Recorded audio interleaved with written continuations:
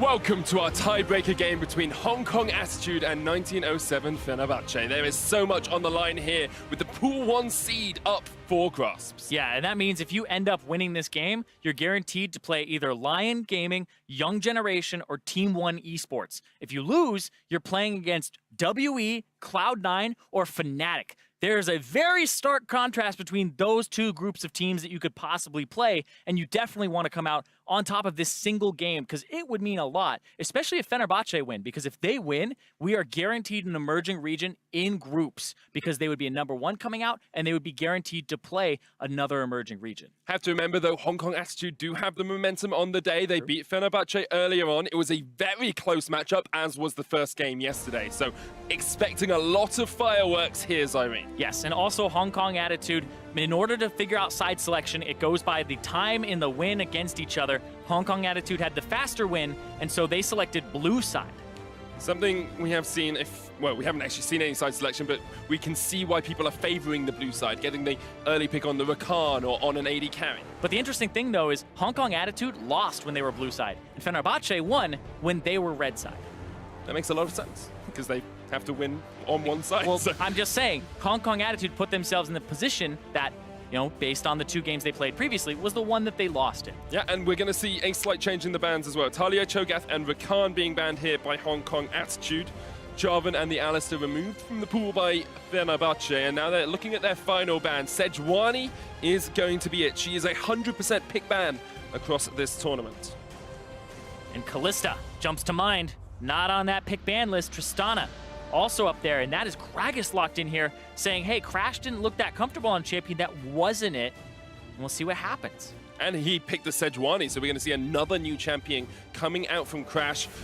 Personally, I really want to see him go for something super aggressive. We know that's his playstyle, we know that can work, and it's the sort of thing that, because you haven't played it against Hong Kong Attitude before, it could definitely upset the apple cart. I don't know. So the Hecarim, I don't think it's a Thaldrin special. I think he's giving a shout out to Tabe on Hong Kong Attitude as the coach for the Hecarim strats a while ago. And this is a matchup that means a lot, especially for Turkey, because we talked about previously, they lost to the Gigabyte Marines, Supermassive did, to make it into MSI. They were overtaken by the Vietnamese region as one of that powerhouses coming out of the emerging regions. Now, Fenerbahçe saying, all right, you know what? We can match the LMS, and they might be able to get themselves a spot at that table as a #1 seed. Once again, we see the Tristana priority alongside that Lulu, very good AD carry support duo. A Syndra pick early on for Hong Kong Attitude, and Kalista still on the cards here, Zyrene. If HKA want it, they say not quite yet, we're going for the Galio instead. Yeah, a lot of tankiness here. So the question is, do they lock in a jungler here for Crash? Or do they go for locking in a mid laner and matching the Syndra before counters can be taken away? Whoa. That would be more aggressive. Nidalee in the jungle for Crash here, probably. That would be very aggressive, but at the same time, double Ardent Sensor users could be on the table here. It is locked in, I believe.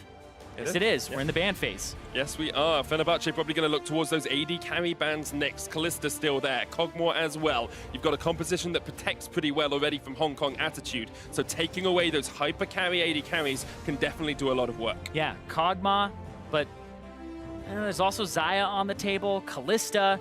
There's not enough for you to really ban away all of them. You just have to kind of shift your preferences.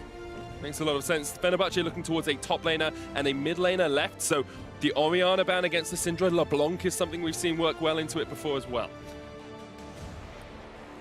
Still a few other things that could be counter picks on the table. We'll see what Frozen has in mind, but Crash on an aggressive jungler.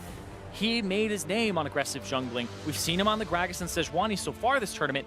Now we're going to get a little taste of what Crash was known for back on his debut in Longzhou, and also how he's been doing in the LSPL with Vici Gaming. Last time Mission picked this Syndra, he had a very good performance. Frozen picked Orianna into it, isn't going to be able to do that this time, nor is his favorite pick Talia up. So we're going to see something new from Fenerbahçe. Kalista banned out by them, which means we're probably going to see Xayah for Hong Kong Attitude as that final AD carry. Varus is an option as well, though. Varus is the one that we see into Tristana if you want to win the laning phase. We just saw it beat Reckless. We just saw it over in the NALCS is one of the counters I remember constantly. Dignitas versus TSM. Varus is the preferred AD carry for the lane phase over up against the Tristana. And that is going to be the lock as well. Tanky top laners at the moment for both the teams. We're looking towards that support finally for Hong Kong Attitude. Ardent Center is the way to go, it seems, but we have seen teams win without it, and maybe something like an Alistair, oh, that's already banned out, could work. The Blitzcrank. Hong Kong Attitude in the game earlier today. The two bans against them in the second phase were Janna and Blitzcrank, and now Kaiwing has his hands on that champion. Can work into Lulu especially. You're isolating that support. Thresh into Lulu is another matchup we see so commonly because you can just kill her again and again in the lane. Yeah, and this is something that's not that great into Tristana if he buffers the rocket jump appropriately. But another champion that's quite a good matchup here is the Ekko into the Syndra. Ekko had received some buffs some time ago, phase dive, cooldown, etc. And so, once again, we're seeing him here, but this allows the 1-3-1 double teleport to come through from Fenerbahçe and allow them the potential of playing the macro game a little bit better, but you have to watch for that pick. The Blitzcrank is a game changer. So both teams have game-changing picks. The Ekko into Syndra counter pick is something we see, well, we don't see as often, but we always talk about when you see a Syndra locked in earlier. The Blitzcrank into Lulu, so powerful as well. Both teams taking their fate into their own hands with some confident picks and bans in this pick ban phase. And this is where you pull out the cards. This is where you have to get your ace out, because if you lose this, you're getting him much worse position, much less likely to make it out, and you need to have whatever advantage. So it doesn't matter if you're saving some strats for later on, or if you make it to the elimination, or if you make it to groups. You gotta show everything here. We're seeing the Nidalee, we're seeing the counter pick Ekko, and we're seeing the Blitzcrank. And think about how important it is for both these regions to be able to get that first seed as well. You don't guarantee yourself a space in Worlds groups, but you can be much more sure of it. A second representative for the Hong Kong Attitude from the LMS. Yeah. I'm a little bit tired. Third representative, of course, from GPL. For the LMS. A third representative for the LMS and a first representative for Turkey if Fenerbahçe are able to get that first position and the win. It's a monumental game for both of these teams, and we are on to the Summoner's Rift. And we'll see what happens. Blitzcrank, funny business can happen level 1. See what happens right out of the gate here, because these have been slow games. When they play each other, it's been really slow. Nothing happens for about 20 minutes, and then it's explosive, but now there's more proactivity. So if this game is slow, if it's the traditional HKA versus Fenerbahçe matchup that we have seen across the last couple of days, which team is looking to have the advantage at that 20 to 30 minute mark? I would say that they're both actually kind of okay, because Fenerbahçe, they have the split push. Sure, your jungler isn't as good, but you have the Tristana. And then Hong Kong Attitude, you have some pretty good tools here, and then you have the game changer of the Blitzcrank. If I had to go pound for pound in the late game, if it's just completely even, I feel like Hong Kong Attitude have great ways to upset what's going on with the fact they have good engage, good pick, and Fenerbahçe, the Tristana would be kind of what I'm looking at there. But with a Nidalee, if you're not getting ahead, I feel like that's actually you getting behind is Nidalee. It's kind of like when you pick that champion, you expect to be up in CS, up in gold, up in tempo. If you're not, then why pick it? You can't go even on Nidalee. You have to be able to continually harass your enemy jungler. If you're even, you're behind, right? Makes a lot of sense. We did see a little bit of an invade from Hong Kong Attitude, but 2 early wards from Fenerbahçe were able to catch them out. Definitely looking towards that mid and bot lane for both these two teams. That's where the action's going to be if it happens. Want to see what Crash does now that he's been opened up with an aggressive jungle. So what happens here is Thaldrin is harassing while they do the blue buff. And then on the bottom side, it's a leash that was spotted onto Crash's blue buff. So as they enter the lane phase, Blitzcrank will get a good position, and he'll try to play a little bit further up and see what he can do there. Godkwai getting half HP because he doesn't get as much of a leash. Riris was chunked down there as well. It's actually, I believe, popping through a potion to start off that lane. So he's going to struggle a little bit into Thaldrin early on, but should be okay. Galio very good at wave clearing. The hook onto Padden, he took it level 1? The jump takes it level 1 to keep himself safe. Nice. I actually really like that. It doesn't give you so much lane presence in terms of explosive shot and like throwing the charge down to wave clear, but he doesn't want to push up. It's Padden. How can you jump in without W at level 1? I mean, you need to be able to get that as soon as possible. Is struggling to CS a little bit in the lane, though. A couple of farm down.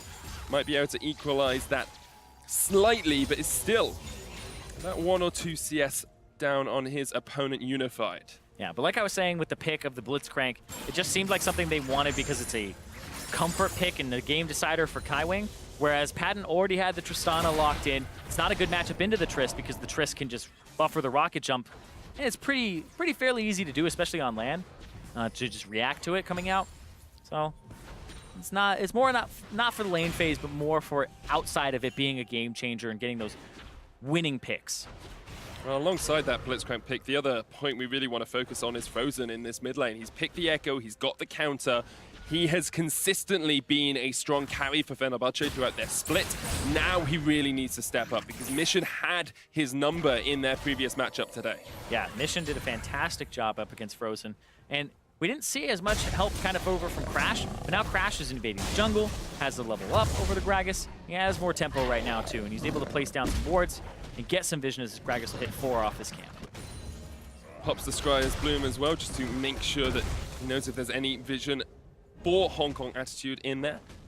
What is it we expect to see from Crash? Because Nidalee jungle is still a pick that's kind of re-emerging on the scene. What is his incentive? Is it all just about the counter jungling, or is he going to be looking for ganks as well? Well, you just try to use your power and oh, actually got hooked in and took a lot of damage there. Oh, Padden chunked to half, and that's going to give him an advantage. But to answer your question about what he's looking for, you're looking for counter jungle when you can, just trying to put not so much the Gragas behind, but you ahead, and get a large enough gold advantage where you can start leveraging that. And you can see he backs, gets the Tracker's Knife as well as Yamp Tome, and so now he has some combat stats that he's going to start looking to start leveraging. And we'll see right here, oh, that's the rocket jump, but Godkwai is on the left side. Yeah, he's looking for this gank down towards the bottom side. Just going to look to push this wave in. Kaiwing still 12 seconds away from another hook, but he does have the knockup and can flash in for it. Has Ignite as well. Here's Godkwai, but the minions there in the nick of time to help out Fenerbahçe in that bottom lane. Crash also on this side. Nah, doesn't quite make it over the wall. I was able to come down and make sure that if the dive happened, he would have been there to react. It looks like Frozen is on his way towards bot as well, or just seeing if he can spot out Godkwai waiting in the wings. Another hook onto Padden, and the heal has to be used. Not quite getting those buffers off as much as he would like on the jump. Interesting as well, because we saw that Frozen went into Fog of War mid, and he had a route to come bottom lane and actually flank them. But HKA, this is something that's a criticism I had of them when I first saw them, was they play really risky. It doesn't look risky because they don't get punished, but they play with very little vision in a lot of places, especially around mid. And that's where I thought Fenerbahçe would actually beat them, was just their control of that area.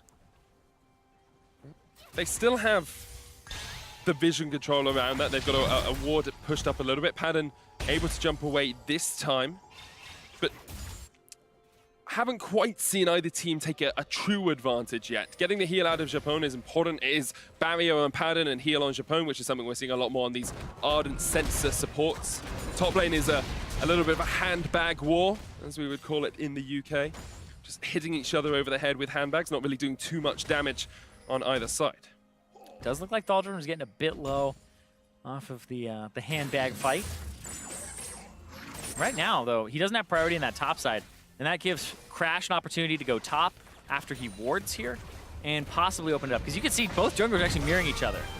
Padden aware of the imminent danger from Kaiwing. They are 10 CS, 13 CS down in that lane now, and they were looking for the back, but here comes Crash up towards the top side. We might see our first gank of the game, and as I say that, or not. Riris able to spot it out and just backs away. Yep, just back to farming. Uptime, uptime. Thaldrin too low. It wouldn't be a Fenerbahçe game versus Hong Kong attitude unless it had a slow early start for us, Irene. True. These two teams like to slowly accelerate towards a mid-game crash against each other, a clash of titans, you might call it. Blue buff is what's looking over here for these titans. Crash will be able to take this pretty quickly. The Gragas was on the bottom side. They'll actually spot him on that control ward as soon as he heads over towards that area. Do Fenerbahçe react to this? Do they engage, or do they just say, okay, we know that he's come in, he's stolen that away. We see Japone is in the mid lane trying to help out Frozen a little bit. You can maybe steal, but we'll see. I feel like this is just too risky to get over there. They're too far away as well. But they do have awareness of that, and that's always important. It's not always about stopping the enemy from doing something. It's just about knowing that they are doing it. This is going to be an awkward situation here because this is actually a long lane where the wave is. It's actually not going to meet in the halfway point. It'll be a little bit on HKA's side. And I don't know if they're like waiting and hoping that blast cone comes up in a few seconds here because you can see the plant particle, so it's almost up. But they're just hanging around this area, and Crash now spotted. Kaiwing slowed up with the Glitter Lance. The ward comes down. Blast cone yet to fully germinate in that bottom lane, but there is a Mountain Drake on the cards. Teams still very even early on in this portion of the matchup, and perhaps a little bit of passivity due to the importance of the game as well. It is for a first seed spot. It is for an easier elimination match in a couple of days. Kind of corruption. Hook. Kaiwing's going to land it. Padden knocked back with the explosive cast. What a superb combo. But Padden with the barrier flash isn't going to quite be able to get away. Unified flashes in for the kill. A fantastic flash forward from Unified. This guy has been so clutch for Hong Kong Attitude all tournament long. That was fantastic. The ultimate, it got buffered. Didn't matter. The Blitzcrank pick paid off in spades with the hook, and then Godkwai was right there to channel or chain the CC together, even though the flash comes through as well as the barrier. That explosive cast was absolutely clutch as well. Superb play all around from Hong Kong Attitude, and taking an early lead in a lane, burning the flash on the Tristana, burning the heal on Japone, burning the barrier as well is so instrumental to help Hong Kong Attitude get a lead early on. Frozen was unable to roam down. He's going to jump onto Mission, try to trade in. Parallel Convergence is there as well, but Mission will dodge to the side. The shield comes out. Mission might actually want to turn this one back around, does not unleash the power of hell on Frozen's face. Wow, okay. That escalated. This demonic Syndra. That would be such a sweet. That would be sick. Wouldn't it? That would be sick. Frozen, though, hanging around here. TP from Riris. He's going to join the fight. Perhaps It's going to be a smite fight. Thaldrin might have been thought he was a little bit closer. This is what? As you say, the knockback, but the smite goes down. Crash secures it, dies straight away. Fenerbahçe valuing the Mountain Drake more than their jungler's life. That was a lot of confusion there. Mountain Drake more than the Nidalee, so she'll lose tempo in the jungle. We'll see this one more time here. The Unified ulti into Kaiwing jumping forward. And then the barrel, so well played there. Barrier comes out, but then the Ignite was down. They used the summoner spells appropriately. And the ultimate there to knock back the Gragas. I mean, you pretty much try to play that as best you can. Frozen, now on the bottom side, it has the wave clear, so Godkwai doesn't want to go immediately in. He's going to hold this. Decided to finish the TP as well, because if they do dive in on him, he can always chrono break all the way back to the base, and will be safe for the time being. Mid priority given over to Mission, who has a 10 CS advantage as well. Yeah, speaking of CS advantage though, Padden Unified. It's almost 50. He's almost got double it. He's heading over there. And this is that Varus into the Tristana matchup, but at the same time, Kaiwing is constantly hooking, right? And so when you're constantly hooking on this Blitzcrank, there's sometimes a 3-second gap because he's maxing it first, where the rocket grab will keep going down in cooldown, whereas the rocket jump stays at that 22-second cooldown. So there's 3-second gaps, 4-second gaps constantly, and now you have to worry about this Varus also throwing the ulti as well. Chain of Corruption, there's the root wild growth, comes out at the start, but Padden caught out, taken down, Kaiwing with the ultimate secures another kill for HKA, and it's the bottom lane of Fenerbahçe that's struggling once again. Yeah, and this is what we were saying is when coming into the tournament, this was not a very convincing bottom lane, and then they kept having these fantastic performances, the Kog'Maw, the 10 kills, the pentakill, insane from them, and now it's being exploited. Godkwai even steals away the Gromp. Crash has not been able to have the early pressure that he wanted on this Nidalee, and this Blitzcrank pick, the aggressive pick from HKA, is working out so well.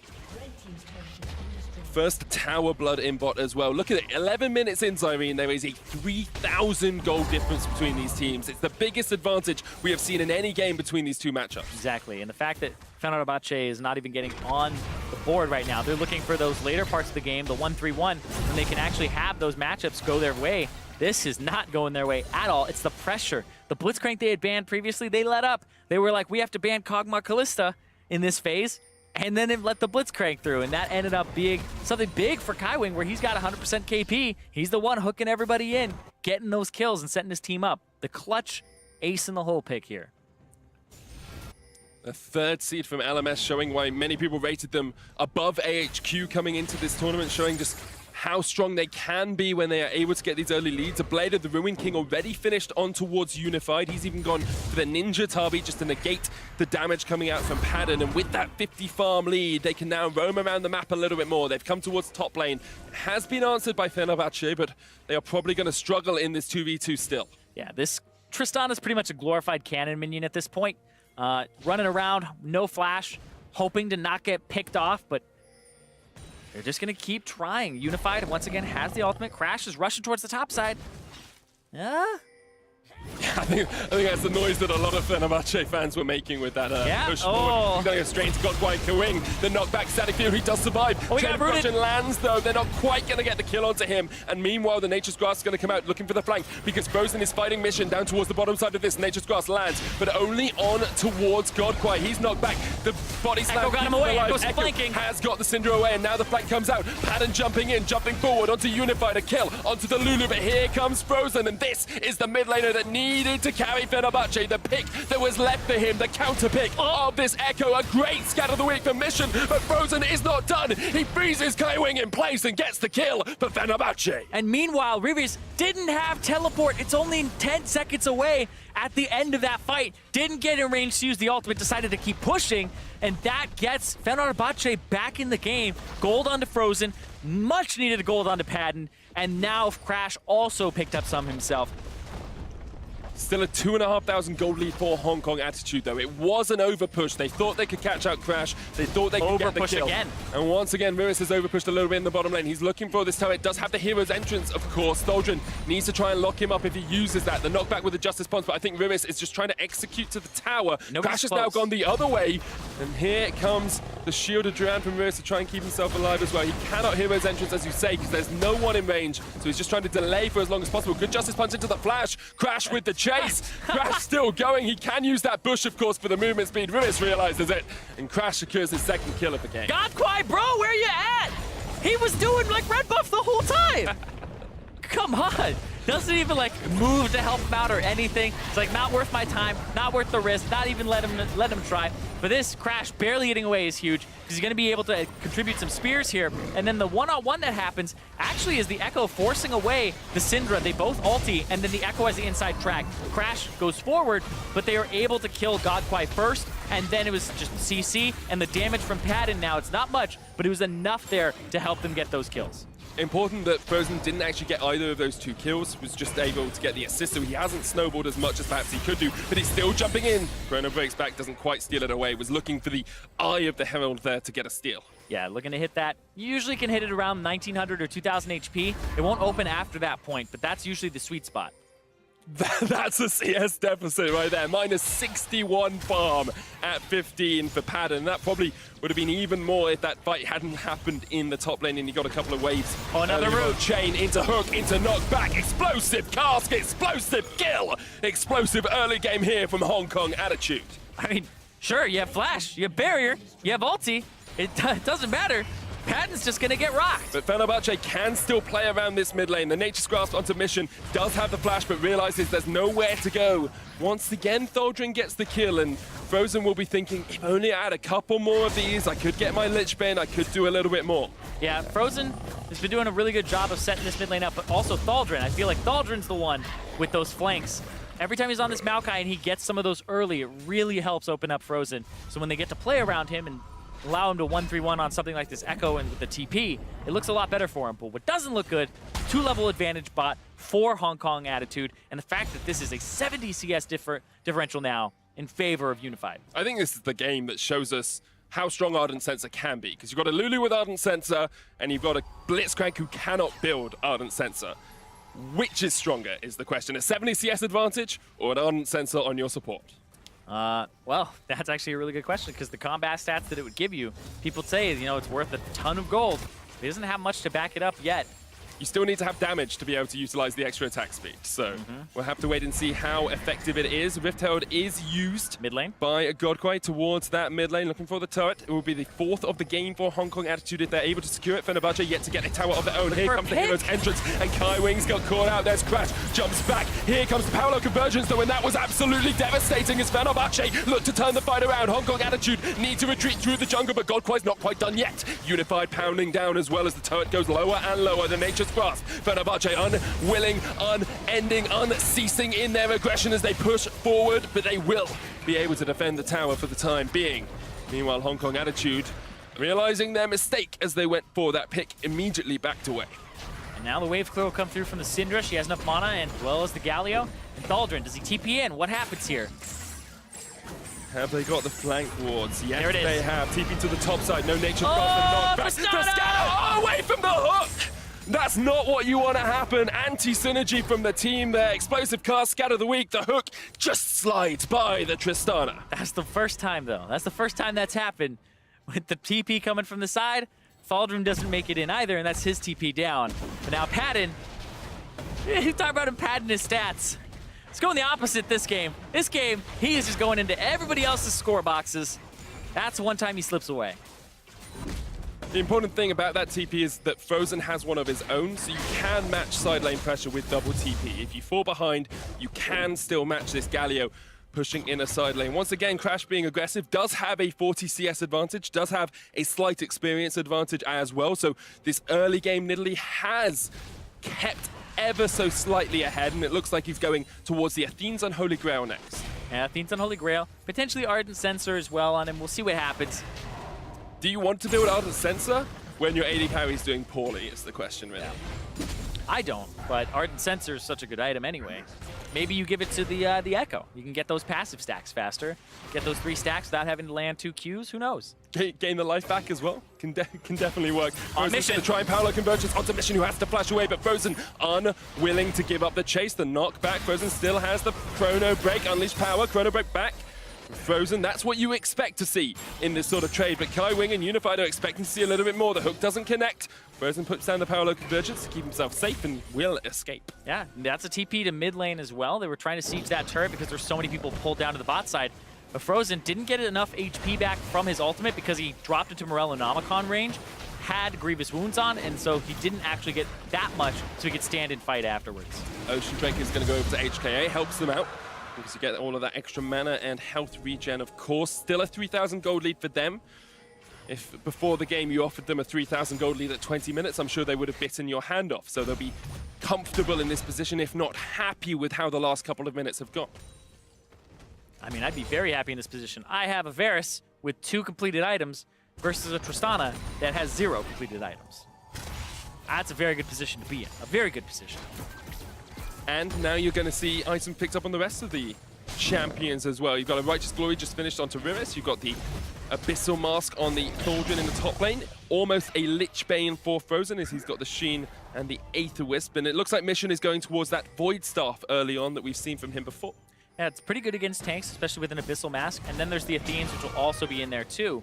He just wants that extra power.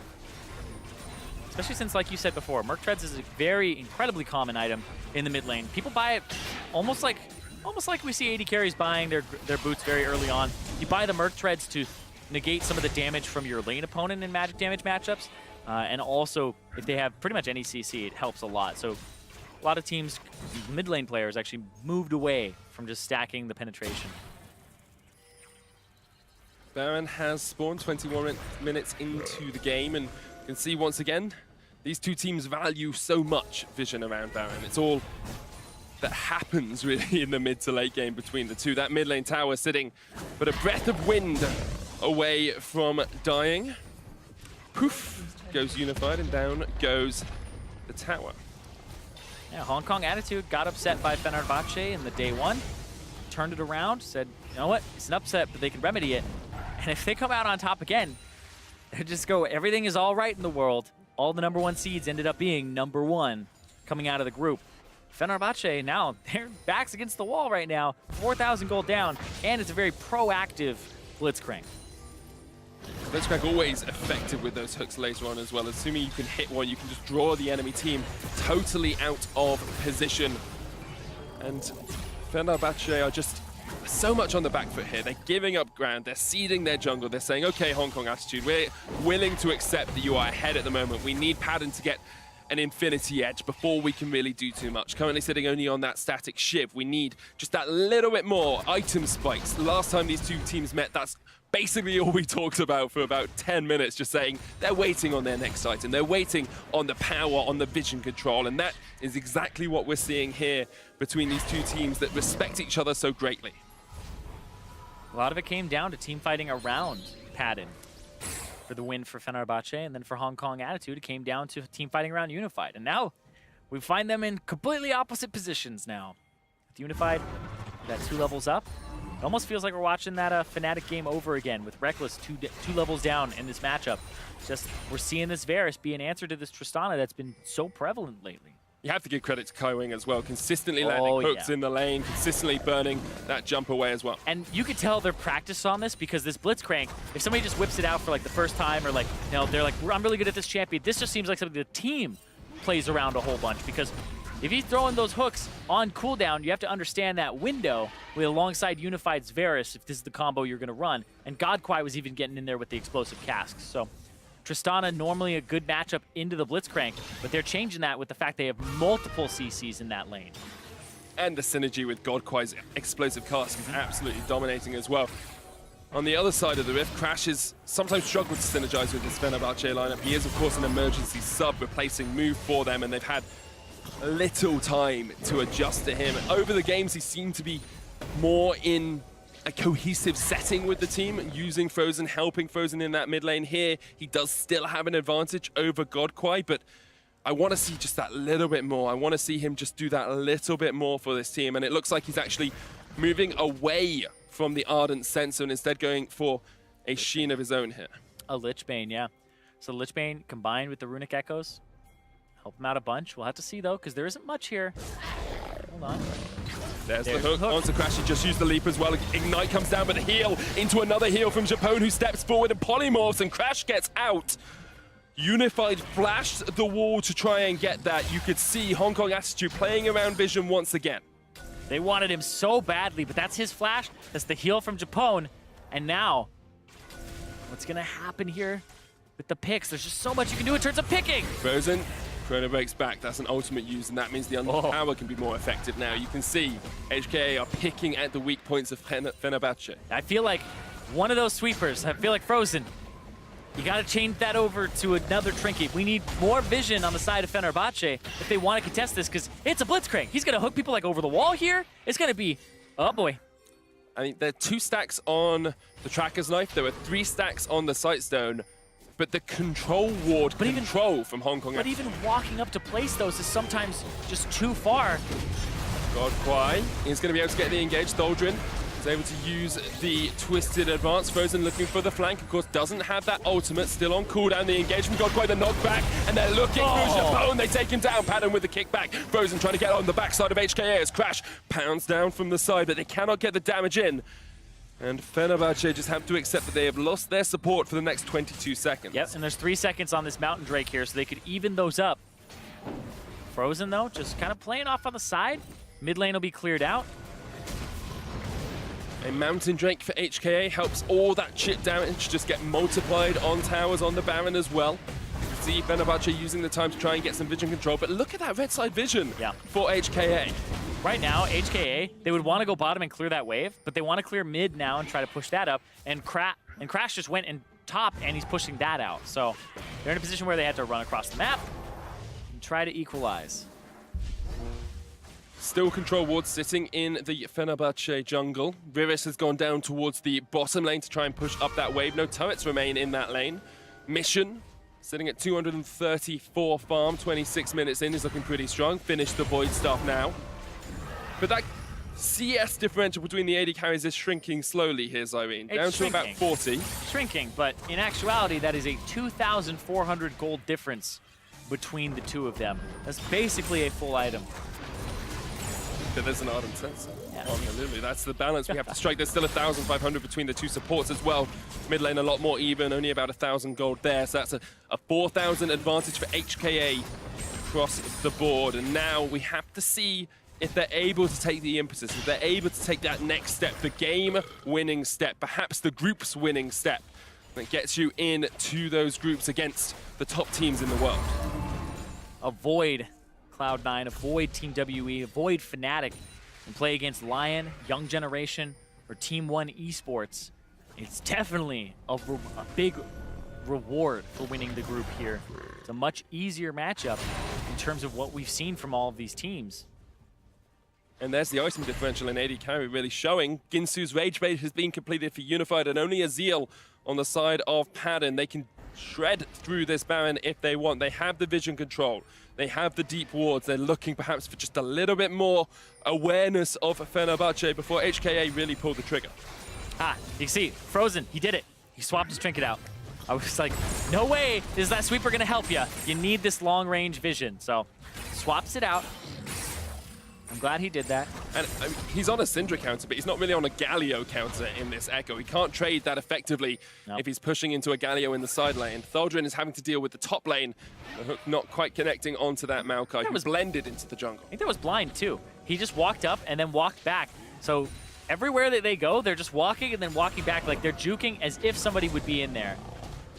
And that's what they have to do because they have no vision control, no control really of their jungle at all. Only one deep ward up towards that top side, and that's it.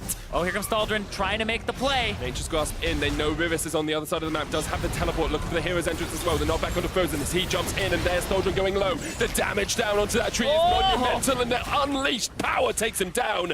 Yelling Timber, HKA, kill at the top lane of Fenerbahçe. Yeah, and Riris TP'd in, so he's also here.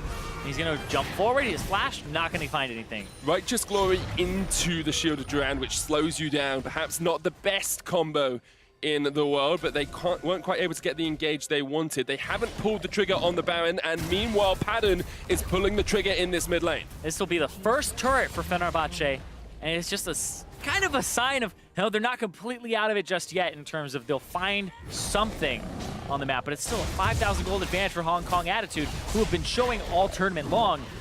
We said they were the weakest Pool 1 seed coming in, but it looks like that was just a hiccup on the first day as they take this advantage early.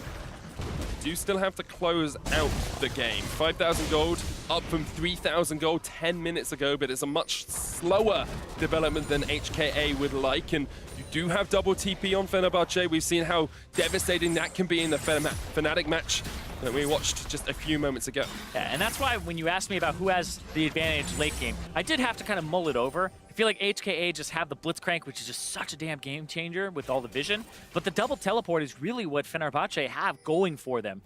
This TP, we just saw them get 2 turrets for the first time in this game and start getting a little bit back. It's not a lot, but the fact they have a Mountain Drake as well will help in that split push with the Ekko, who now also has a Zhonya's Hourglass. So we're just seeing some turret destruction here on the side of Fenerbahçe. If they reach these turrets, they'll be able to take them out, but 3 items on Tristana, 3 items on the AD carry of Unified.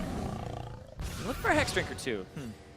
Summoners up across the board as well. Only Thaldrin's flash down in this game, so ability to dodge Kaiwing's Blitzcrank, but those hooks are coming out thick and fast, as are the spears from Crash, who has had a pretty strong game on this Nidalee. Yeah, I feel like we're at the point now where this Tristana, she's fine. Ardent Sensor, 3 items, you have your Energizer build. They're good to fight.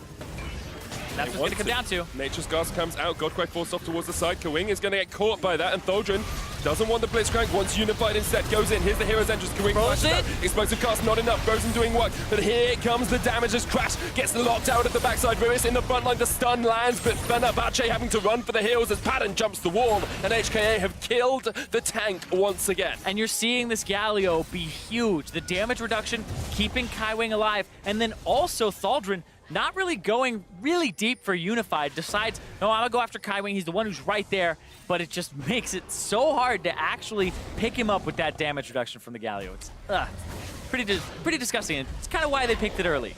teleport in by Frozen up towards the top side. He actually might get caught out a little bit here. Puts the parallel conversions down. Knows Riris doesn't have the shield of Durand. It's now back up as he jumps in, does land the taunt. Godkwai there as well with Kaiwing. And there comes the static field. The Zonya's used by Frozen. He does not have the chrono break. He's trying to get out, flashes the wall, and actually Mission just died to Padden. He was caught out from the rest of his team, and now Frozen has the ult as well. Yeah. Parallel conversions is going to come out. He's going to jump back. There we go. Double kill as he jumps all the way in. The teleport coming out already, but Frozen's dead. Now Unified goes down as he takes out Crash. Unified somehow survives. It's up to Padden. He's on the back line. He's going to jump forward. I can sense it. Do it, Padden. Be a man as he jumps all the way onto Godkwai. The Righteous Glory Slow comes out, and Fenerbahçe are turning this one all the way back around. The Nature's Grasp has already connected onto Godkwai. He's going to jump up towards the side, but Thaldrin is there. They're not going to be able to get the chase off any further, and Fenerbahçe and HKA disengage. That ulti actually hit Unified. They didn't know where he was, but it rooted him for 2.5 seconds. That was so close. But like you were saying,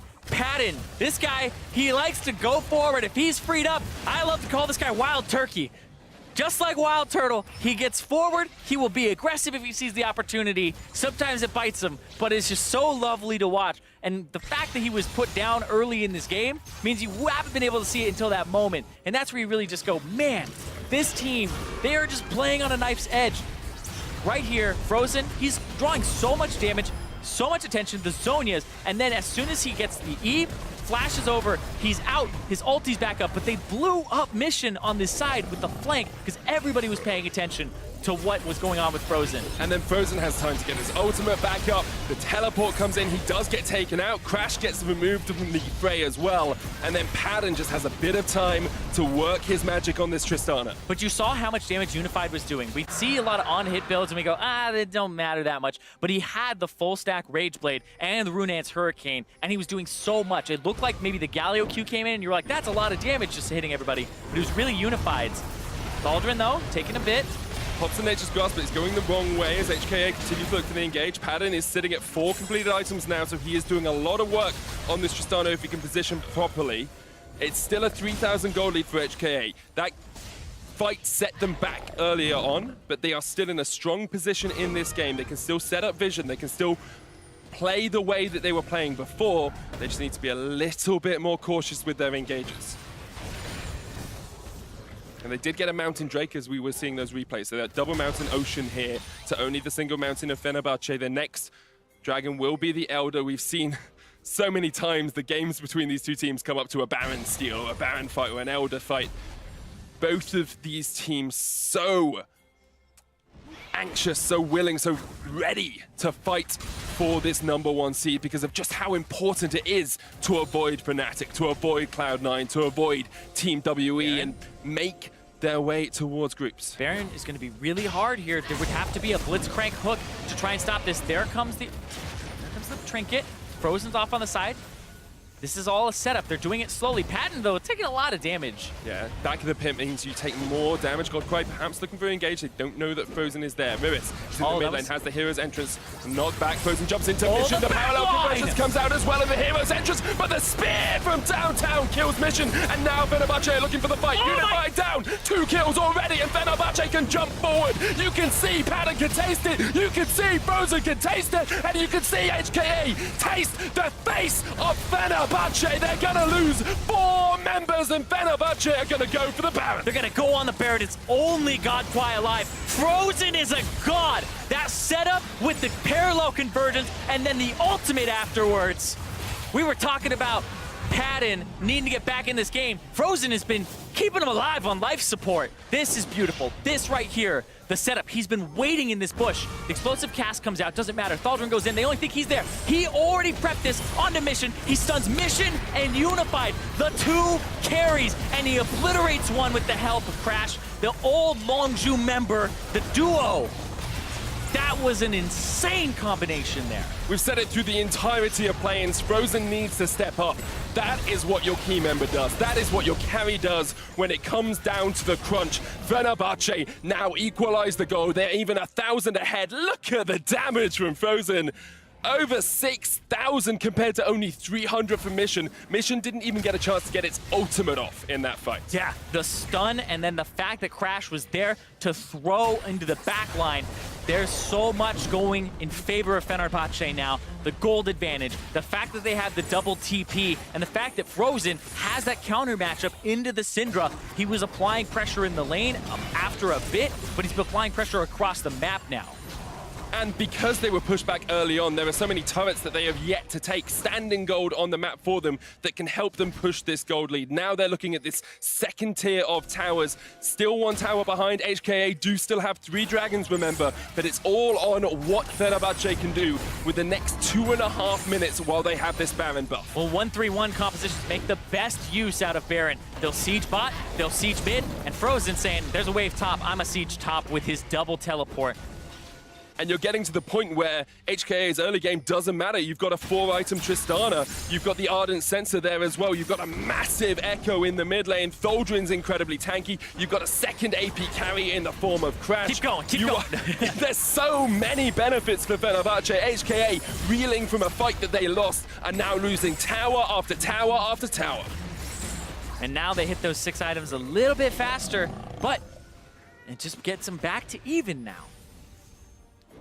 This comes down to those summoner spells, the compositions, the team fights. Right now, with that Baron buff on Fenerbahçe, the 1-3-1 is not answered. There's a 1-4 going on right now, and Thaldrin is able to push the bottom side, as the top side is just being answered by Galio. So now it's just back and forth, trying to find something. And if you're Hong Kong Attitude, you're looking for a little bit of that magic. You're looking for a bit of the magic that Tabe brought you when he joined the team. You're looking for Godkwai or Mission or Unified just to step up and make that big play. Yeah, let's update this real quick because we're talking about magic. This Tristana was just getting destroyed. Hold on. No. Oh my God. He survives though. That could be huge because the hero's edge comes out. Frozen's dead. That's a little bit of magic in the Hong Kong Attitude of the Hong Kong Assassins as they have killed Frozen and Crash. Thaldrin now in the wrong place. Unified just unleashing hell upon Thaldrin, and Thaldrin has to flash away, but you don't get away from HKA as they take 3 kills in the mid lane. And on the opposite, another brilliant fight there. We saw Frozen try to have lightning strike twice. He gets Unified, but all of the shields come through. It's like, where is that coming from? He had the Maw pop, he had the healing come through, and he had the defense from Riris. Incredibly, he survives that and heals back up. Frozen did not get to ulti, did not get to Zhonya's, and now they're pushing down the main base of Fenerbahçe. How quickly the tides can turn. Fenerbahçe still 30 seconds on their top laner, 15 on Frozen as well. This will be an inhibitor at least. HKA, they though, want look that one like seed. They want the win. It's just a Nexus tower between them and the win, but Padden is on the flank, and HKA accept that they shouldn't push any further. They back away from it. The gold is even now, Zyrene. The game is even, but HKA have an inhibitor advantage. Well, HKA have an inhibitor advantage, and they have 5 seconds before Thaldrin's up with no teleport. This gives them a lot of time to do this Elder Dragon if they're confident enough. Rush it down, because Fenerbahçe are going to have to face check. Spears come out, as do the traps. HKA setting up a trap of their own in the river. No vision control. Crash jumps the wall straight into... Oh, the hook lands as well, but the knockback from the Scatter the Wheat, and Japone actually escapes. And HKA actually save the support of Fenerbahçe with a Scatter the Weak for Mission. But that doesn't matter too much because Mission got chunked out. He may have to back here 4v5 in favor of Fenerbahçe. On his way is Frozen, still looking for the flank. Thaldrin in the front line, onto Godkwai. Frozen up towards the top side, but Riris checks the bush. 4,000 HP on that Elder Dragon. The steal from Godkwai perhaps could happen, but he's going to actually back away from this. HKA decide they do not want this fight. The Elder Drake will go down, and Fenerbahçe, with their second big objective of the game, might be able to force HKA into that second seed. And this will barely overlap for them with when the Baron spawns here in 2 minutes. So this Elder Dragon will be on for a little bit of that time, but they're going to try to shove down mid, get this turret that they had already worked on before, and try to get something in that base because they lost that inhibitor mid. Let's quickly recap where we are in this game. 3,000 gold between the two teams. That means nothing now. It's minuscule.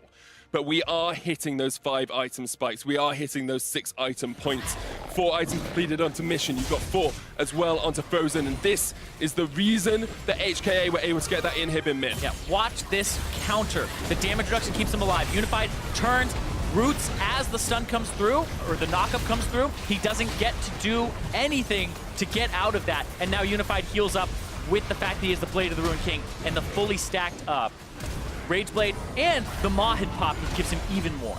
That lifeline passive from the Maw gives you both the shield and lifesteal, 10% extra when it pops. That is absolutely devastating in a fight like that. And look at that gold graph, the swings and roundabouts that have happened in this game, the peaks for HKA and the troughs for Fenerbahçe, and both these teams are playing like they deserve a #1 seed in Group D.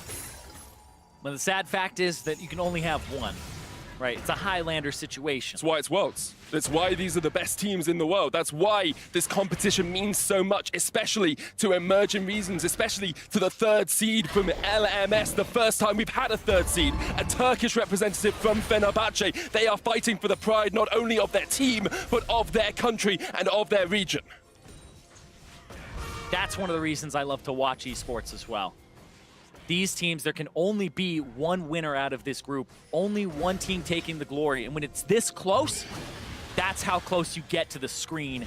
Every move under a microscope, seeing who is going to make that clutch play. And both these teams have people who can do it. We've seen Mission do it. We've seen Unified make superb plays, Frozen, Crash, just to list off a few. It's important to remember the team that loses this is not out of the competition. They just have a 2nd seed into the elimination matches in 2 days' time. It means they will face Fnatic or C9 or Team WE. I'm sure they'll be thankful that they don't face their opponents at the moment again, because these games have been absolutely epic. 43 minutes in, there is not a hair's breadth between the two, but Godkwai engages, flashes onto Japone, catches him out. The unleashed power was not there. That's what he wanted. He wanted Mission to get that engage. Godkwai now without a flash, without an ult, and perhaps without a hope to fight around this barren pit that Fenerbahçe are going to try and secure. Yeah, Frozen going to continue to push bottom and set up the next moment in this game. Fenerbahçe are just watching mid, warding up Baron. They have control of that area, and then they have the split push bottom. This is the 1-3-1. Where's that Maokai gonna go? Because now you see the Galio having to go bottom. And this is the reason that 1-3-1 can be so hard to play against later on in the game. You put Maokai top here, you push it out. The good thing for HKA is the fight is around the Baron, the fight is on the top side of the map, so you can send your TP bot and help him trade into Frozen, who is struggling in that. The Barmy Syndra doing work. The fact that Riris just has so much damage inherently in his kit and so much tankiness to deal with Frozen definitely works in their favor as well. Frozen has now completed that Rabadon's death cap, so he is basically full build, unless he's looking to sell his Mercury Treads, and has been stopped. HKA not going to quite pull the trigger on the other side of the map yet, but that's the sort of opportunity they need to catch out Fenerbahçe. And you can see Frozen doesn't do much damage at all to the Galio. He has some MR. 2.5 items right now. And this right here, damage dealt in the game. Unified, you shut him down. That's a huge chunk, but you can see on Fenerbahçe, just across the board, everybody kind of doing the same. But the best part is this Maokai's done the most. That's pretty impressive, actually. Yeah, a lot of that is, you know, you're in a tank matchup going back and forth, but this fact that he's able to get access to things like the Blitzcrank and deal a lot of damage, as well as, you know, we've seen him on top of Godkwai. The thing is, though, Padden's done a reasonable amount of damage with boots. Now he no longer has boots. He has a Phantom Dancer instead and is looking towards that 6-item Tristana, which can be devastating. We've seen it win a few times across the course of this game. I'm also going to just comment quickly on the fact that Padden has reversed that CS differential. Yeah. It doesn't really matter that much. No, early game doesn't matter. What matters is your moves. What you do right now, 5,000. It goes down so fast with the double mountain. Frozen TP's in. Here's the Nature's Grasp. Crash jumps in. He steals the Baron, and now HKA need to win this fight because otherwise they have lost the game. Hong Kong attitude looking for the kill. Thaldrin a 4-man stun though with the power convergence. Frozen's in the front line. Thaldrin still tanking stuff up. Here comes Padden jumping in from the side. Kaiwing have to run away. Jumps in. Frozen has to jump out. Thaldrin is there though, and Unified is dead. And now it's all on Padden. He manages to secure 2. That's 3 for him, and that is gonna be the #1 seed for Fenerbahçe. Padden gets the recess, jumps forward, but the steal from Crash means that even if that doesn't go their way, they would have been able to stall, they would have been able to stay in this game, and now they're just gonna take it like you said. Riris has to try and defend, but I think it's just going to be last chance saloon for him. This inhibitor tower will fall so quickly, the inhibitor will go down as well, and Riris might meet the same fate. Fenerbahçe don't care about the Galio, but they should care about the minions, because those reduce the Nexus Tower's resistances. Padden is going to pound down on it, 18 seconds on the next member of HKA. Thaldrin so tanky, will be able to tank it up, and now it looks like Fenerbahçe should be able to close this out. The first seed is going to be theirs. They're going to go through to the elimination matches with an ace, with a victory over HKA. Fenerbahçe, welcome to the Big Boys Club. Number 1 seed, another upset over HKA, saying it wasn't a fluke. We're just close, but we're a little bit better. Just impressive stuff from them all around. Hong Kong attitude as well, though. That has to be devastating, because you led the majority of that game. You were in a dominant position coming out from laning phase, and you just weren't quite able to close it out. They were smacking Padden around all through the early parts of the game, but it just seems like clockwork. You hit the late game, Padden knows what to do in these fights. His team fighting has been on point. His lane phase has high criticism, but Thaldrin leading the team on the engages to keep them in there. Crash with the active jungle lane, and Frozen with the clutch plays, as well as Japone not letting it get away from him. This has just been a team that has been fantastic to watch, and this is the group that got upset. It was the hard to tell who's going to come out on top, and now we know for sure it's Fenerbahçe. The number 1 seed coming in from Turkey. What a performance from them. You can see how much it means to both the teams, especially Hong Kong attitude there as well. Mission with his head in his hands after that game. Yeah, the TCL champions taking it, which means that they'll play against either Lion, Young Generation, or Team 1 Esports. So we are guaranteed to have an emerging region in the group stage of Worlds. But for HKA, they look down because it's almost a death sentence to have to play against one of those top 3 teams. Almost. Not quite. We have seen them be upset in the past. Well, to get their thoughts on how 1907 Fenerbahçe secured their spot in the play-in elimination stage, let's send it over to Dracos and the analysts. Honestly, just an absolutely insane performance to end the day. But with that final win, we've now got your 8 teams moving on to the elimination stage. You can see in first seeds, Team WE, Cloud9, Fnatic, and Fenerbahçe Esports. And our second seeds, Lion Gaming, Team 1 Esports, Young Generation, and Hong Kong Attitude. Yep, I cannot wait to see who's going to get who there. Gonna be a lot of fun. Yeah, certainly is. I mean, not a lot of surprises besides perhaps the last one that we just saw. So definitely going to be exciting. Well, then let's jump right into that last one. We still didn't get to talk about the game. I think the most immediate and most important thing. Oh, look at that! Our team is well ahead God, of Hong lead. Kong Attitude's near Baron. Panic. This was something that they really need to figure out moving forward into the elimination stage. They don't have much time. They do have 1 day off, but they continue to struggle around this. Unify gets knocked up, drops a little bit of DPS, and it actually allows Crash to get in range to get that steal. Then after that, another monster team fight out of Frozen. Yeah, really good steal from Crash to be able to take it away in the first place. But as you mentioned, the rest of the fight breaks out. Very good mechanics from the finally there Padden as well to be able to pick up the rest of the team fight. Frozen, definitely going to be a standout member from this game, to say the least. The 6k damage team fight respectively from him. And I mean, Fenerbahçe got to a point in their game where maybe they shouldn't have been able to get to, but they bloody got there, so why not? I mean, they had a couple really fantastic team fights. Frozen was the big standout. Padden showed up. He, played his role to a certain degree.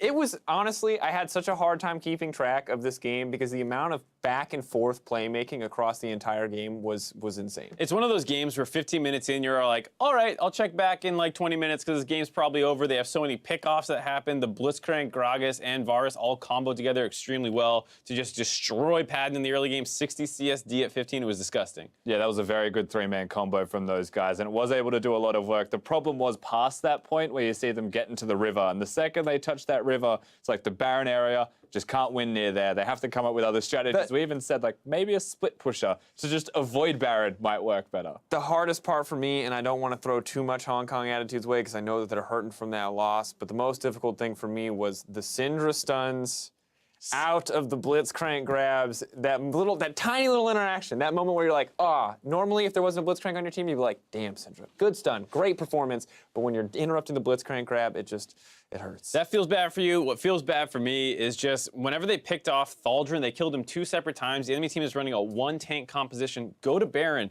force it. They still have flash on Galio both times. You have a Syndra, you have a Blitzcrank. Force them to walk up and then go for the pickoff. And if they don't walk up aggressively enough, burn the Baron. It felt like they were never even considering that as an option, because as soon as they killed Thaldrin, they just kept running around the jungle over and over. And it makes you wonder what the context behind this is as well. Remember, it's the 3rd time they've played against each other. That was the tiebreaker. The first 2 games were long games. Baron throws happen in every single one of them. Actually, in every single game. That's not an exaggeration. That's the craziest part for me, is that none of these games were clearly one-sided. None of these games were, clearly in one guy's favor, and that makes it really exciting to see how these teams are going to stack up when it comes into best of 5. Absolutely. 1907 Fenerbahçe definitely proved that they are the better late-game team in terms of team fighting over the course of their 3 games that they played against each other, and if they end up going up against someone who's not very powerful in the early game, they might find themselves in a very close series. Yeah, well, as we close out our first week of play, you took to Twitter to call out the big moments, and we thought they deserved another look for our world's big plays, brought to you by Acer.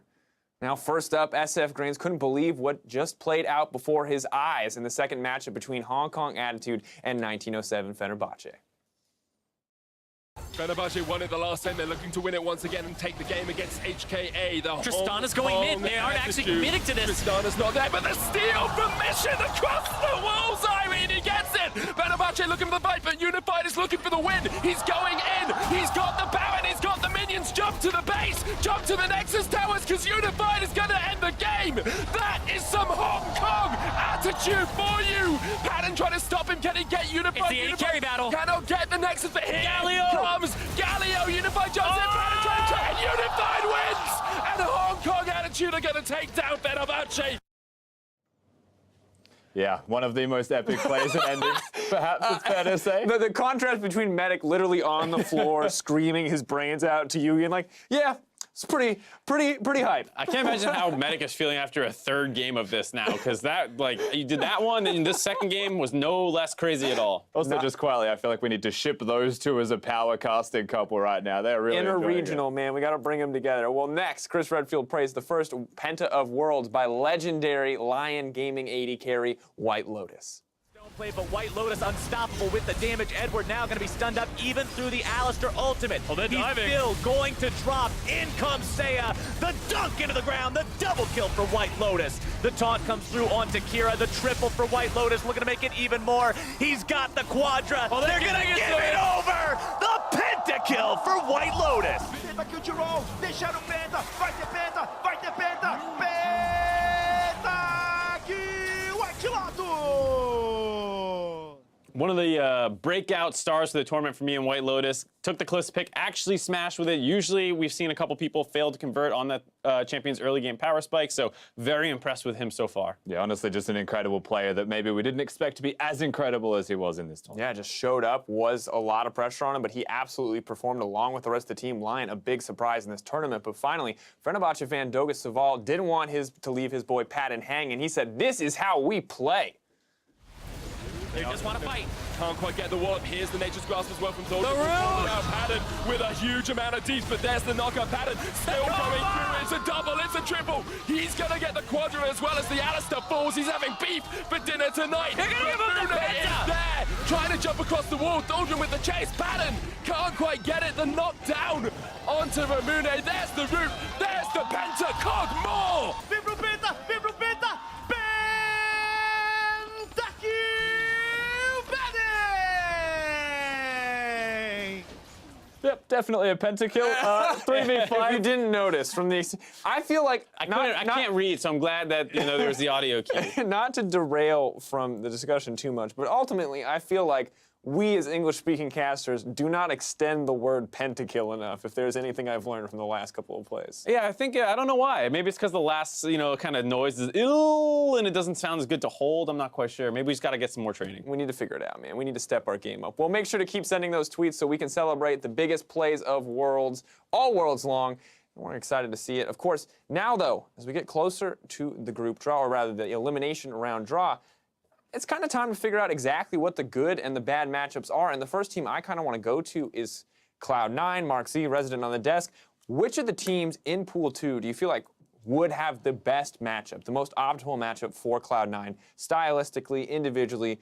If you're an NA fan, what are you hoping for right now? Oh, if you're an NA fan, what are you hoping for? Because I feel like the best matchup for them would probably be Team 1. Oh, I mean, they can't get Team 1 esports. Young Generation, most likely. They haven't looked super dominant in the early game. I know they've taken the Syndra pick a couple times. Null has performed a little bit, but I feel like they would struggle the most. Hong Kong Attitude and Lion Gaming both have great AD carries, mid laners that work pretty well together in the early game. So if Cloud9's win condition is stomp mid lane as hard as possible, which seems to be what we've seen so far, Young Generation probably is the easiest team to go for. Yeah, I'd actually echo Young Generation as the optimal choice if Cloud9 are able to get them as well, quite simply because they can't have Team 1, firstly, and that if mid and bot lane are the aggressive duo from YG, well, then that can be matched up incredibly well from C9, if not bested, and then it's easy, hard victories. Now, I'm curious, though, for Young Generation, if we think that Cloud9 might not be a matchup in their favor, what do Young Generation want to draw as a Pool C seed? Who are they hoping to see across from them? I think for the most part, you're probably hoping to get 1907 Fenerbahçe Esports. I feel like if you're looking at the Pool 1 seeds, they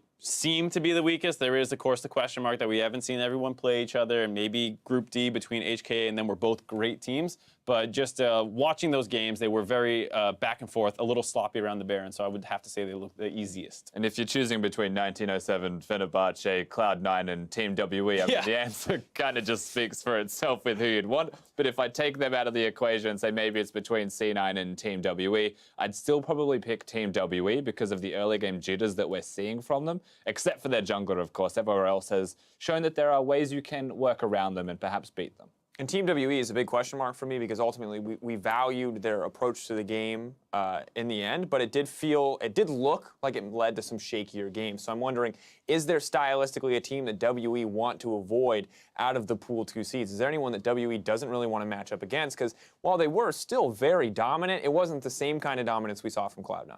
Yeah, they showed that they're very good at team fighting still, Team WE, and that even if they lose the early game, they've got the macro to keep up with others. So what you have to look at then is, are they afraid of a good macro team? And in that case, is someone like Young Generation going to be a concern for them? For me, I'd probably be more concerned with HKA just because they seem like potentially the strongest early game team. Well, I have to cut you off, gentlemen, because we don't have to speculate anymore because we are moments away from the elimination draw where LPL host Rendong is joined by LGD's mid laner Cool. And now to determine our matchups, number 1 seeds will first be drawn into the four elimination matches to learn when they play. After that, second seeds will be randomly drawn into those 4 elimination matches. The only condition you need to be aware of is that 2 teams from the same group cannot face one another in a best of 5, with the play-in elimination schedule being announced on broadcast immediately after this draw. Yeah, and I mean, frankly, that's why we were all speculating as well that, you know, the teams that they want to play against, they can't be from the same group, so not everybody can get and want to have 1907 Fenerbahçe. Yeah, that too. I feel like Cloud9's probably like, man, we had the easiest group. Feels great to move out of it, most likely, but now we also want to draw the team that we're in the same group as. I think One Esports is probably the one that most people are looking to hopefully end up playing against. Yeah. I'll be honest, this is my first live draw narrating over the top, so I'm a little nervous to see what's going to unfold for Fnatic.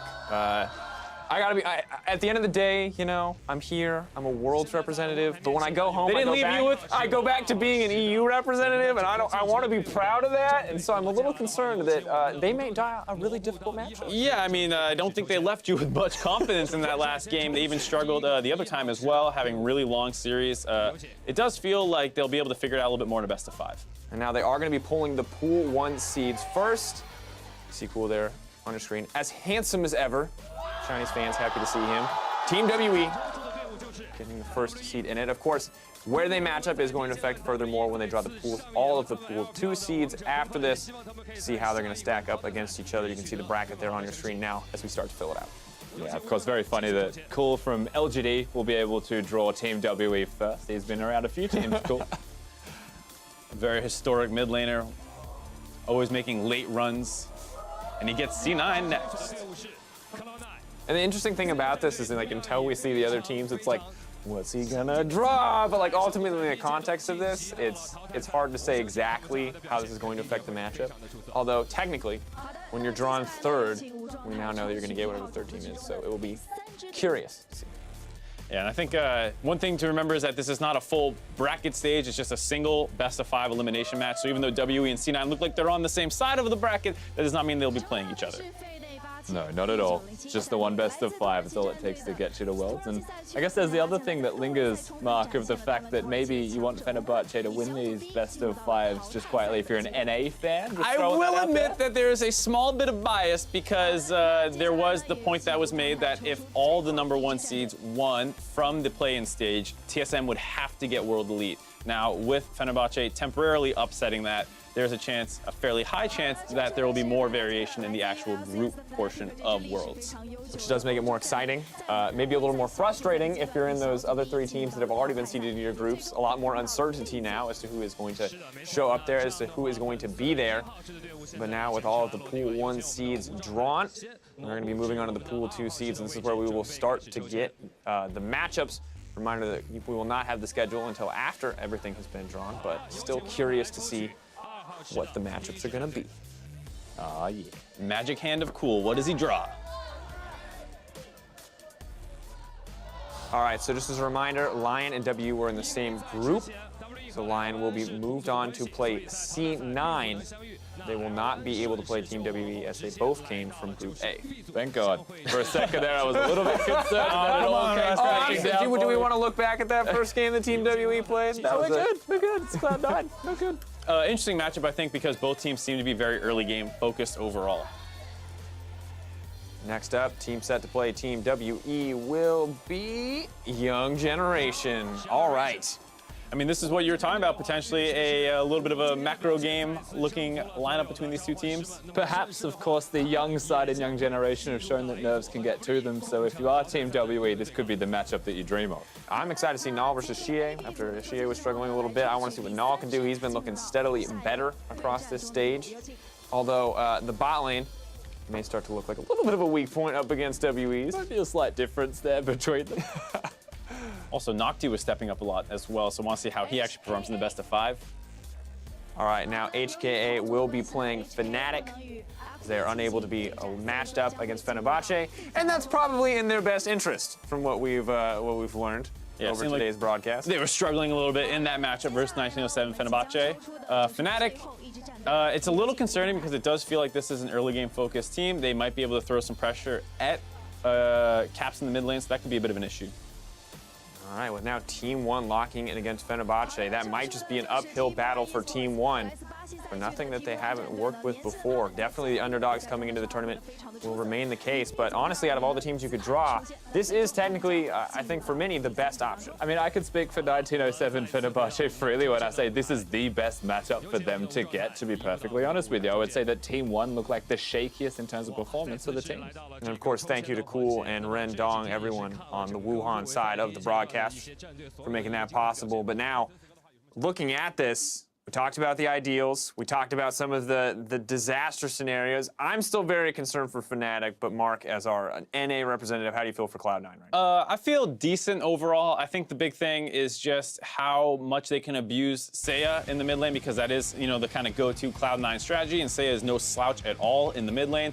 The mid laners that were in the rest of Group B did feel like they were prone to that exploitation, and Lion have somewhere that they can play to try and draw some of that C9 pressure down that bot lane if they choose to play more around White Lotus. And Rusty, curious how you're feeling about Team WE. We talked a little bit about Young Generation as a potential matchup for this team.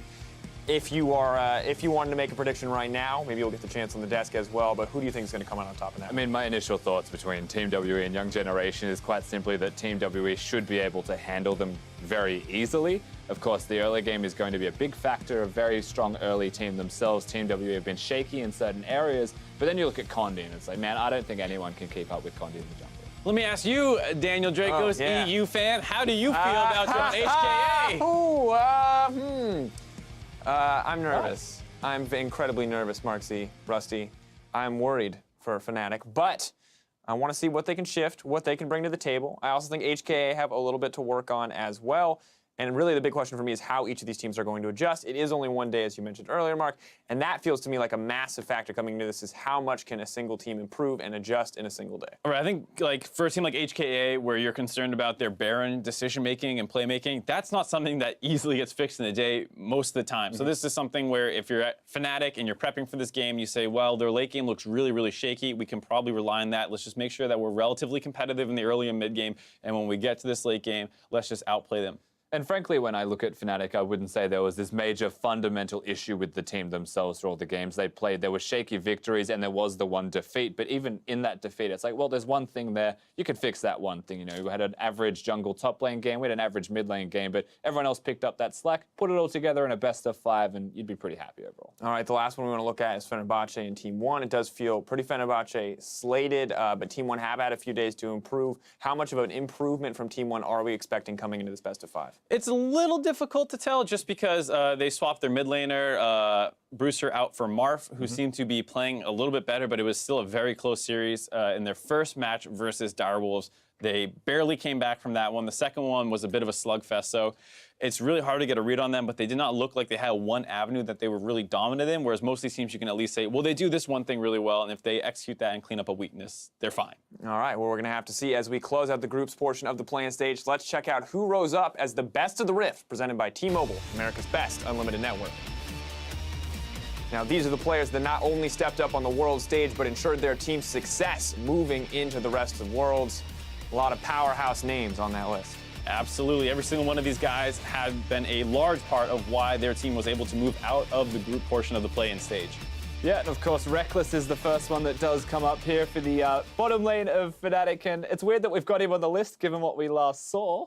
It's very true. Ultimately, 3 of their games, I feel like Reckless and Jesus together were such a big portion of the team, but you are right to call him out in the sense that in that last game, he was also the Achilles heel. Right, but he was a big portion for why they actually got out of the group. And so he did struggle, and you see that the team loses when Fnatic plays bad. That just even more indicates how important he is for this team. He needs to play well if they hope to get out of the best of 5 elimination portion. Yeah, 100%. But of course, the other person that we have to look at that you're seeing on your screen is Saya. Now, this man, I've been very high on Saya since the beginning of the tournament from game number 1 because he went up against Xie and actually looked better than Xie did. And that's a big feat in and of itself. But he kept that form. They managed to do incredibly well around him and White Lotus, respectively, from Lions. So I'm a big fan of this guy, and I've seen some very big things so far. And honestly, if we look at the upcoming matchup, I'm incredibly excited to see what he can do in the mid lane because, I mean, this is huge not only for Latin America North, but also just this team has looked incredibly good, has already surprised us when they were able to absolutely outclass Gambit in the group stage. Lion Gaming just looks strong. I really like how he has a couple different styles that he can play in the mid lane as well. It gives you some good flexibility when playing up against Jensen because we know Jensen can play a couple different types of champions overall. I mean, bring up Jensen, he is next on the list, and the matchup that he Say is going to have to face down.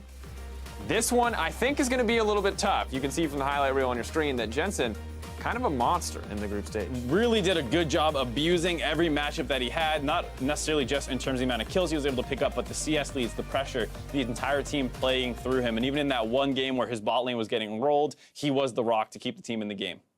Yeah, really good awareness, really good mechanically, and you can see that Cloud9 put so much emphasis on letting him carry, even though Contract stepped up and had a very good tournament. Absolutely, the two work in tandem together. It's not one without the other. Jensen, though, is the guy who ends up racking up most of those kills. I know, it's hard not to pull it back to that jungle mid matchup for Lion versus Cloud9, but we also have to look elsewhere outside of the mid lane in the jungle.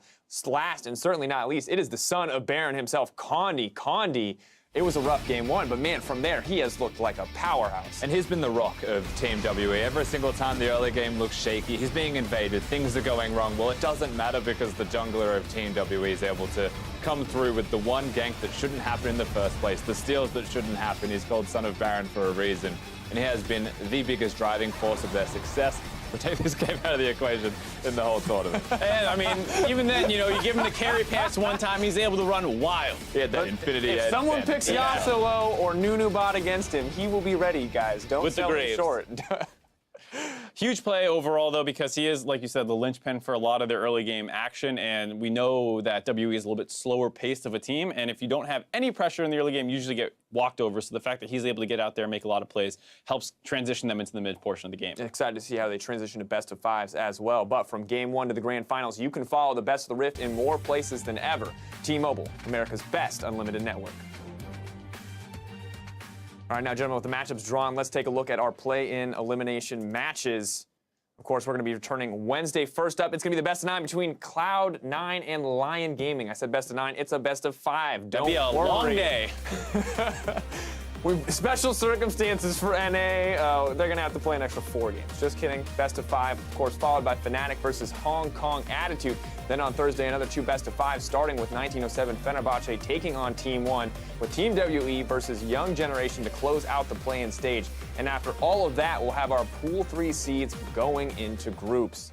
I respect that we're getting straight into it, getting NA out of the way early, though. Perhaps it's too much of a lingering concern. We need to just get it over and done with in case they lose. And up against Lion Gaming, I mean, I'm just going to say it, there is a chance. I mean, it is one of those things where Lion Gaming did look pretty strong in the early game versus WE.